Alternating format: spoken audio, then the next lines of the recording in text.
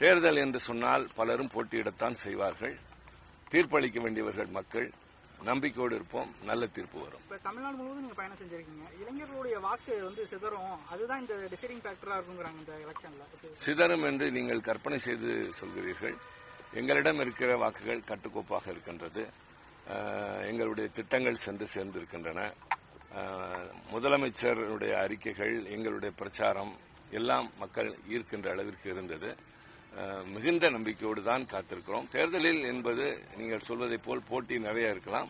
ஆனாலும் கூட யார் எவர் எப்படி என்பதை இவ்வளவு நாளும் வெறும் பொதுக்கூட்டத்தின் வாயிலாக கேட்டுக்கொண்டிருந்த மக்கள் சமூக வலைதளங்களின் வாயிலாக, தொலைக்காட்சிகளின் வாயிலாக, பல்வேறு விவாதங்களின் வாயிலாக, அறிக்கைகளின் மூலமாக தெரிந்து வைத்திருக்கிறார்கள்.